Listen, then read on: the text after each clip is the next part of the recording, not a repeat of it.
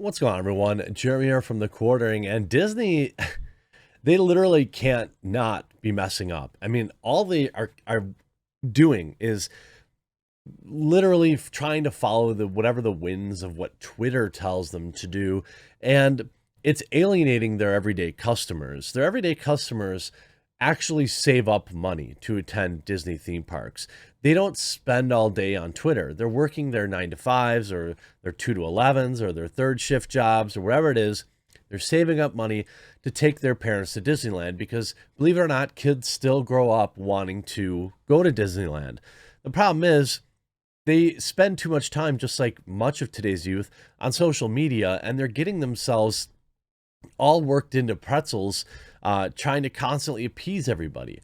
Just a few days ago, Disney came out and said basically that everything, we're not going to comment on whatever's going on here in Florida about the bill that's protecting kids.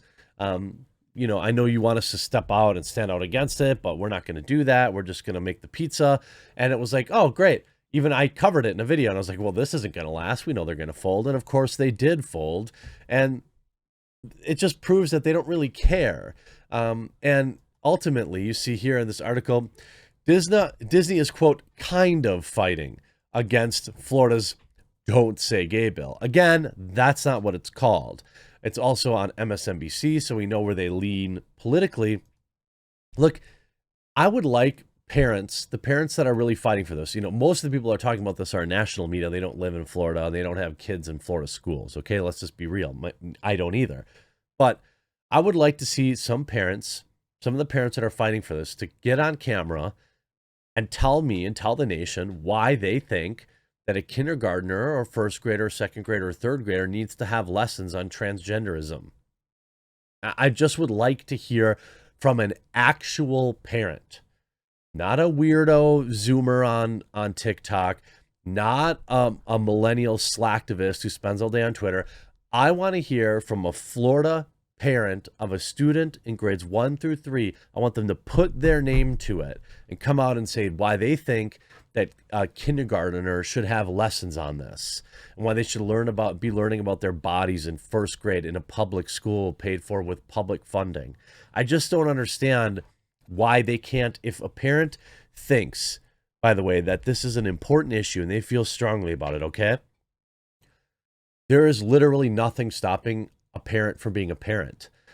It's like this generation of kids grew up, and they want everyone else to do everything for them, and they can't possibly fathom doing the work themselves.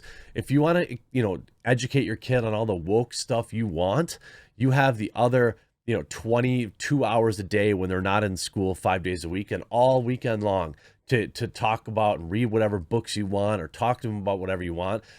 Most people would prefer that be the case. They don't want our tax dollars going to public servants to indoctrinate children.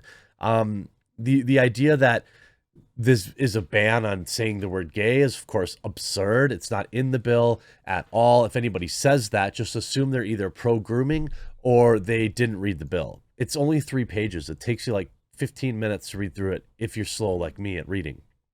But you see on Wednesday, Disney CEO Bob Chapek, this is, by the way, after kind of saying we're not going to get involved, told shareholders he called DeSantis earlier in their day to express their disappointment and concern that if legislation becomes law, it could be used to unfairly target LGBTQ kids. Why? How? The law is literally saying that we're not going to teach this stuff to kindergarten through third graders. How? Like, that's just like Chapek just read that off Twitter, or some slacktivist told him that's what to say. How will it be used to target them? DeSantis heard our concerns and agreed to meet with me and LGBTQ members of our senior team in Florida to discuss ways to address that. He said the company's decision not to take a public stance on the bill didn't get the job done. You mean you got a little blowback on Twitter and you're too worried about Twitter? Of course, DeSantis doesn't care one bit. DeSantis undeterred by Disney's criticism of Florida parental rights bill. Why would he be afraid? Are they going to leave? Is Disney going to leave? No, they're not going to. They literally cannot. And the fact of the matter is Disney has other huge problems with park attendance the way it is. Republican Florida Governor Ron DeSantis is undeterred by Disney's criticism of the state's parental notification bill. The governor's press secretary told the Daily Wire. Spokeswoman Christina Pashaw confirmed that Disney contacted the governor's office to speak with DeSantis, the first time we'd heard from Disney regarding the issue. The governor did not take the call from Mr. Chapek, she said, referring to Disney CEO Bob Chapek. The governor's position has not changed. No in-person meeting has been scheduled. Disney is a known family-friendly company that creates wholesome entertainment for kids. Well, I don't know about that anymore. The same Florida parents who take their families to Disney also support parental rights and education. I would agree in that, because they don't want their young children being taught inappropriate stuff at a young age. We expect Mr. Chapek will carefully consider those concerns. Chapek spoke out on Wednesday in the company shareholder meeting about the bill, telling shareholders that he had called DeSantis on Wednesday morning to express Disney's disappointment and concern. Should the bill become law, Chapek said it could be used to unfairly target. Again, how? Again, please tell me how it can be used to quote unquote target them when the rule is only whether or not, what people can talk about during the school day for a very small group of students. And this now on top of, this is obviously, this is a channel that hosts Joy Reid, one of the biggest idiots on the planet. You see Hollywood make sure Disney pauses all business in Russia. The Hollywood giants, linear TV channels, consumer products, and even cruise ships and National Geographic magazine all put on hold in the country. One of the last to do it. Nice virtue signal, I suppose. But that brings me to perhaps one of the most bizarre articles too. Internal Pixar letter disputes Disney's support of LGBTQIA plus employees, questions company's commitment to change. Imagine having a company where you have like 100,000 employees and you're constantly being held hostage by 75 of them. Like, this is the world that Disney chooses to live in. Look, I think everyone should be treated equally and that you should be accepting of people. But like in my company, you're just not going to dictate how things go. Like you just aren't. When you're that tiny of a percentage of the group, like your opinion, like, it's important, but it's insignificant. And the idea that Disney needs to continually capitulate to this small group of employees.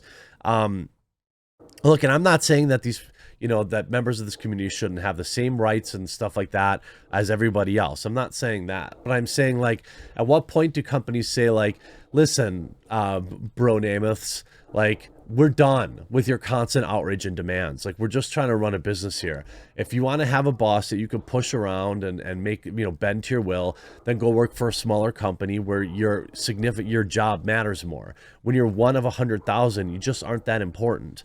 That may be cruel, it may sound mean, but it's just the reality of it. It's the reality of somebody who's grown up working their whole life, worked in very large companies my whole life, where my opinion didn't matter. When I got tired of it, I found a different company where I thought my opinion would. And the fact of the matter is, most companies, as an employee, your opinion doesn't matter, no matter how big or small they are.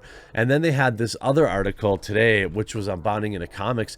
Pixar employees claim Disney is censoring out LGBT content in children's movies, demand Disney support opposition to anti-grooming bill. Again, it's not called the anti-grooming bill. This is the rights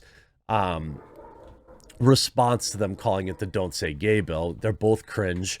I just think you just say, like, look, it's a bill that keeps the stuff out of the state-funded classrooms that is inappropriate. I don't think that there's any problem with that. If you want teach your kid that on your own time, anyone can do that, of any budget, any financial background. If it's also an option, you could send your kid to a private school that teaches all the woke stuff you want. It's just people don't want their tax money going for that. Despite Disney's long history of supporting and funding progressive causes, the lack of immediate support for the progressive opposition of Florida's parental rights and education bill, which bans teaching stuff to kindergarten to third graders, has led to infighting within their subsidiaries. The bill has been dubbed the anti-grooming bill by Governor Ron DeSantis' press secretary, In a letter that is a direct response to Disney CEO Bob Chapek's company-wide email that declared the company was a force for inclusion and the company would not be taking a public stance on the bill, Pixar employees claim that Disney is not supportive in the LGBTQ community as they claim. Employees of the Disney-owned animated studio that primarily creates movies aimed at kids also claim that Disney corporate executives have censored nearly every moment of overtly gay affection in Pixar films. I mean, why is that? Why is that so important to have in kids' movies? I don't understand. Like, I understand, like, what, you know, why is that important in your children's movies to you? Why is it such a big deal? You know, I don't know.